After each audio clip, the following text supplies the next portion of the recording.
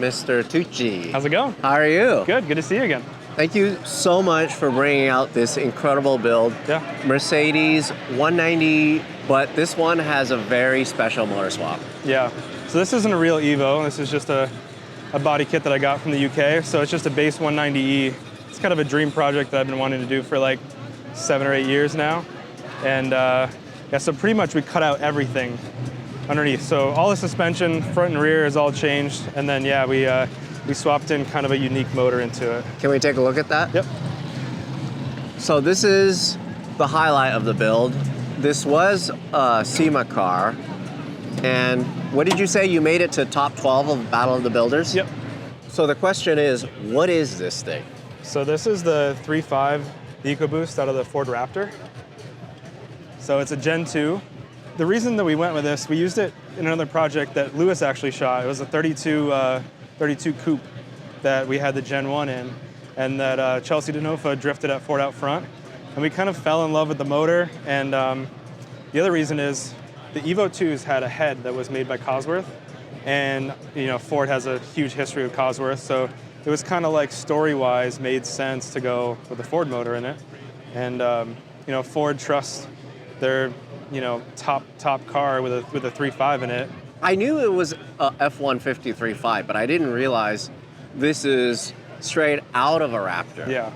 So what makes this different from just a regular EcoBoost one versus one from a Raptor? So the Raptor is the HO, which is just like a high output version. But I think like in the Raptor, I think they just use like some different tuning, and I think they actually dropped the compression down a little bit, and they add a little bit more boost in the Raptor version. But we obviously changed all the headers and turbos and stuff. When you say top car, you're basically referring to the Ford GT? Yes.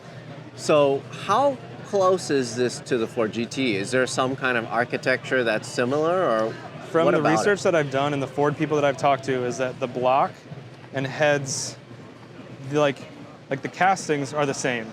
And then you know the rotating assembly is different, cam profiles are different, and then obviously the turbos are larger, but the architecture is the same from what I can tell. So then, I'm assuming this intake manifold, this is all custom? This is just a cover actually, so the stock intake manifold is below it. Oh, okay. What else did you have to do to get this to fit this vehicle? On the base 190, there's actually, so we actually cut out all the shock towers and pretty much all the firewall. And so the original car had a piece of sheet metal that kind of ran through here, and then the blower motor for the AC was on the outside of the firewall. So we cut all that out and then pushed the motor back as far as we possibly could. I remade the firewall up there. That holds a vintage air unit for AC. And then the front suspension is all QA1 stuff, like the SN95 Mustang style stuff. So then when you cut this out, did you keep the same geometry, or did you just move it over? Like, what did you figure out? It's completely different. Completely different. Yeah. Because otherwise it wouldn't fit. Right. Because it was only an inline 4 that fit in this car. This one had a straight 6, but yeah, so like you're always kind of working. Got it. Okay. So then it's moved over, but it's okay because you just kind of reconfigured the geometry, or? So the geometry is the SN95 Mustang stuff in the front, because this car had a steering box in it from the factory. So to fit this motor combination, we couldn't have a steering box. So that subframe, you know, has mounts for a rack, and so now it has a power rack. So we kind of based all the geometry off that, and we made, you know, these were just dangling here with nothing, and then we you know made everything to fit it, so the geometry was all correct. What else is stock up here? Is this all stock? This is all stock. Okay. And then we made all of this. I see. You know, and like the passenger footwell, like right here, like that's stock. And then the frame rails right there, and that's kind of stock. And then you added to that. Yeah. So then all of this stuff bolts onto the new tubes that you put on? Yep. Yeah, so this is like factory fender, and then That's the kit. All the arrows, all fiberglass that we fit. Intercooler setup. Yep. Radiator behind that. Mm-hmm. And then that's the condenser. Yep, condenser's in the middle. In front. And then, did you have a chance to dyno this setup? Yeah, it makes 525 right now. It's on pump gas and fairly low boost. It's running like 20 pounds of boost, but we can turn it up pretty So far from there. after SEMA, did you like spend time to develop it for street use, or? Yeah. We built this car in 1 year, start to finish, which was pretty crazy. And this is my car, and we build cars for a living, so I had to do it like nights and weekends and stuff. It wasn't a year solid. We just barely got it to SEMA, so when it came back, we had to do a bunch of stuff, button it up, and make it super drivable. I love the center look wheels. Yeah. Right, because these aren't real center lugs. No. It's just a center look. Yep. I love that. So the Evo 2s came with like almost the exact same wheel with a flat 6-spoke. So I wanted to keep it very, period correct looking on the outside. Love the brake setup too. It just fills it really nice. Yeah, the wheels have been awesome. We built a Fiesta for Ford in 2016, and the brakes on that are insane. So we actually used the Fiesta Master and Booster. No way. It's this Ford Motor Co. Yeah, so see how tiny it is? Dude, there's so much Ford on this, I know, huh? I know, yeah. That is so cool. I love the theme so much. And what about the color? The Evo 2s came in a color called Blau-Schwarz Metallic, which is just blue-black metallic in German. And so I wanted to kind of make a more exciting version of that. So this is the color that we came up with. So it's sort of based off of the color that they came with, but a little bit more life to it. What a cool build. So then what about the exhaust? The exhaust tip is 3D printed out of aluminum. Oh. So it actually has the V-bands built right onto it. And so it literally just clamps onto the rest of the exhaust. It's amazing that it can handle the heat. Yeah. But yeah. maybe because it's this far back? Because it's so far back, yeah. It's just such a striking car. So then what about the rear end and rear suspension? Because you changed so much of the front, it doesn't match anymore? Yeah, so we actually did the STI subframe and rear diff. So like the whole thing behind this car is that I wanted to drive it as much as possible. I wanted to have parts available, brakes, wheel bearings, all that stuff like to be available. So we went with the Subaru stuff because we kind of know that stuff. They make control arms, they make parts for the diff, and so it's actually a narrowed version of the STI subframe. Is that a well-known thing? Is that a well-known swap for these? No. Okay. I had to completely cut all the subframe mounts and make all new. I don't know if I would do that again if I were to build a car again. I'd maybe do something a little bit simpler. How was the car when you started with it? Was it pretty good condition? I bought it for $500, so no, not really. There was some rust that we had to fix, but our whole business is metal shaping and metal fab. So like the corners where the jack points are, we're all gone. But so then, what comes on the Evo kit? Like this? yeah, so like this whole piece here, Right. and that. then the bumper is different, Okay. And and then these are actually factory. oh, really? Okay. Yep. So those were on What the car. about the side skirts? Yep, the side skirt. Okay. And then what about the wing? Yep, wing. And then this. I didn't like the piece that came with the kit, so I remade this just to be a little bit cleaner. And then what's pretty cool is that on the base car, the Mercedes logo is actually above the trunk latch, but on the Evo 2s, because now you have this piece, they actually moved the badge down and put it in the middle. So it's That's just like so a cool. little nod to it. So then you drive this in New York? Yeah. When it's not snowing. I'm just still so blown away at your motor choice. Yeah. Really. Just trying to do something different, and we're like a Ford family, so and you can make a bunch of power with it. So. Is this a pretty common thing? Like, are other people putting these EcoBoost 3.5 liters in other cars? They're starting to, and that was the other reason too, is that we're trying to be at sort of the forefront and work with companies to develop parts to make it easier to do that. Because this could be potentially like the next LS swap. Yeah, good. Right? But that was the thing, is that there's so many of the F-150s out there, and so there's so many of these motors. If somebody starts making good rods and pistons and cams and everything for them, and then QuickTime makes a bell housing, and then it's got a Tremec behind it. So Right. That's just so neat. How does it drive on the street? it drives great. I set it up to be soft, so it's like it drives really nice on the street. It's not a race car by any means. Let's talk about the interior. Maybe can we take it for a quick spin? Sure. Yeah? Okay. Wow, the interior is so clean. Tried to keep it very, very factory looking. So the Recaro Classics, like no lie, the most comfortable seat in the aftermarket that I've ever sat in.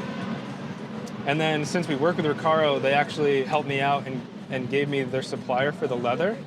And I ordered 3 more hides of this leather, and we redid the back seat with it. No. Oh, that is so cool that it matches. Yeah, so it's exactly the same thing. So then, is that like from Italy or? From Italy, yep. Oh, what? That is so neat. Okay, so then what kind of transmission? It's got a Tremec TKX 5-speed, and we went with the 5-speed just because the case is so much smaller and it holds 650 foot-pounds. And then we thought we were going to have to make a shifter relocation for it when we first started putting the motor in it.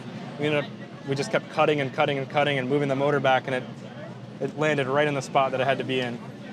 Perfect. So, the climate controls are all 3D printed with like vintage air parts. 3D printed the gauge bezels, and these are 911 window switches.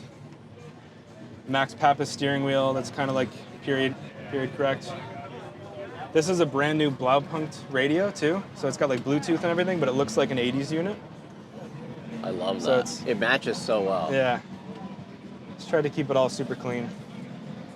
Really, really, really incredible build. I do have to say. Thank you.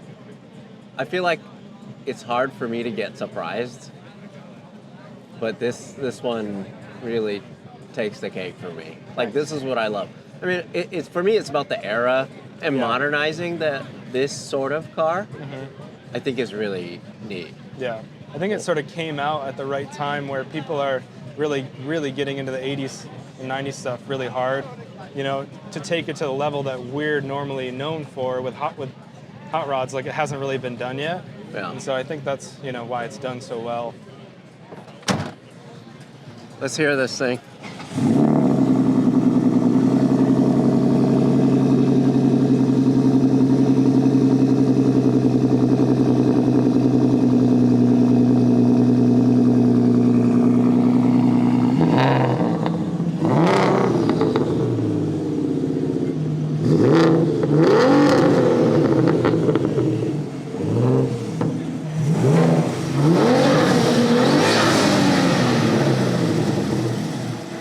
It doesn't sound like a Raptor to me. Yeah, I think it was because of the, you know, like the headers are like 2-inch, so like, you know, there's a lot more air going through there, and the way we did the exhaust, I think it just makes it sound so much different. I love driving my 996 Turbo, but after a few weeks, the battery always goes dead. When it needed a jump start using the lead acid battery, I had to pop off the cover for the keyhole, open the door with a key, pop off the fuse cover, plug in the jump starter to the vehicle to open the front, take off the cover for the battery, then jump start the car. I can skip all of that with built-in wireless jump start. All I have to do is press this button on my anti-gravity key fob, and then I'm off enjoying my car.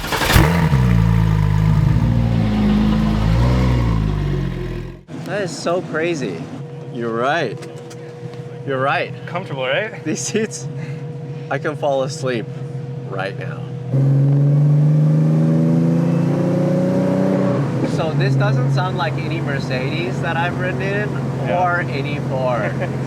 So, But it kind of sounds right? It sounds like some German muscle car, I guess. Yeah.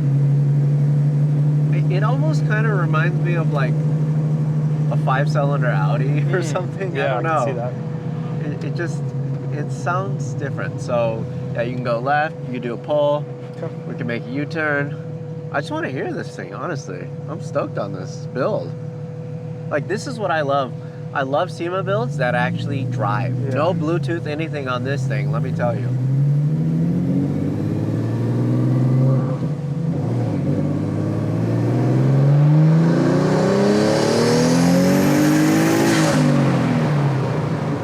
Okay, that's all good turbo noises. That is quite the turbo noise. It's pretty quick too, right? It is really quick. So that was a second gear pull, Second gear, yeah. and man, it really pushes you back in your seat. But honestly, for me, the sound is number one. The sound is where this is king. Yeah. I mean, nothing against the 4-cylinder version, right? Yeah. But NA is cool and all, but oh my god. Yeah, plus with where the turbos are mounted and how it all, like...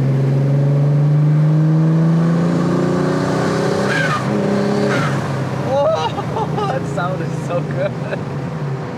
That sound is too good. It's so good.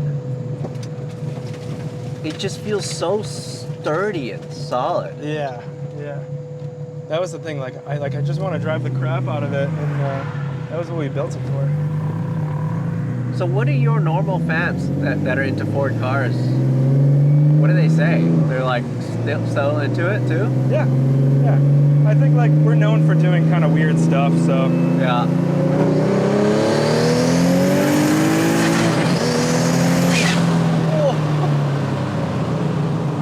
Man, when you let off, it's like the world is about to end.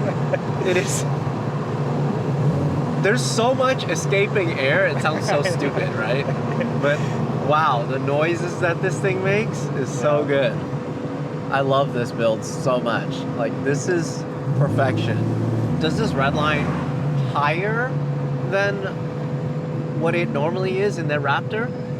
I think it's at like 6,800 right now. Okay. We've like kind of just started really tuning it. Raptors can make pretty big power. Yeah, for sure. And on the little turbos too. Like, these are Borg Warner 6758s. I think they're capable of like 1,200 horse. But I mean, this is at 525, and like I don't know how much more you can really use on the street. No, you can. And honestly, I like it in this configuration. I like it in this configuration because the way it's building boost, Yeah. the way it's making the noise it's making is very pleasant. Yeah. You know, it's just about that feel, that driver feel, and like this is where it's at. Yeah. Dude, thank you so much for showing this to me. Yeah, thank you. I'm so glad you brought this to Gridlife, Lime Rock, Circuit Legends. There's so many incredible cars that we feature every single year, and this is no exception. Love this event, love Gridlife. See you guys in the next video.